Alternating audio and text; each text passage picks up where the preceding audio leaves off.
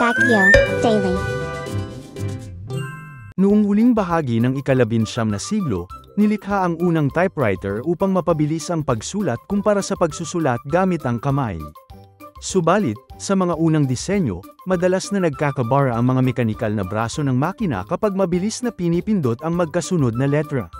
Upang maiwasan ito, sinadyang baguhin ng imbentor na si Christopher Latham Scholes ang pagkakaayos ng mga letra. Sa halip na ilagay ang mga ito ayon sa alpabeto, pinaghiwa-hiwalay niya ang mga madalas magkasunod na ginagamit upang mabawasan ang sabay-sabay na paggalaw ng mga braso.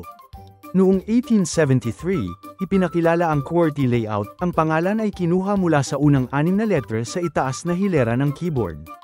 Ang layunin nito ay hindi lamang teknikal, kundi upang gawing mas episyente at mas matibay ang typewriter laban sa pagkasira.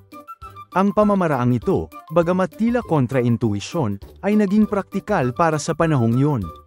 Sa kalaunan, ito ang naging pamantayan ng industriya, lalo na nang i-adapt ito ng kumpanyang Remington para sa kanilang typewriter models. Isang kilalang teorya ang nagsasabing sadyang ginawa ang QWERTY upang pabagalin ang mga gumagamit. Ang ideya ay kapag mas mabagal ang pag-type, mas mababa ang tsansa ng pagkasira ng makina.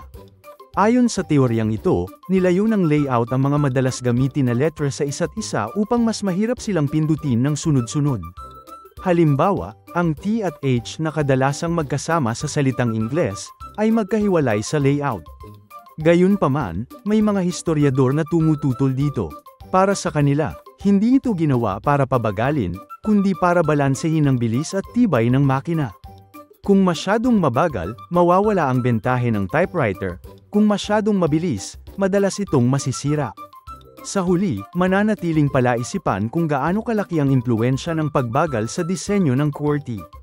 Ngunit malinaw na ang teknolohiya noong panahong iyon ang nagdikta sa kakaibang pagkakaayos ng mga letra.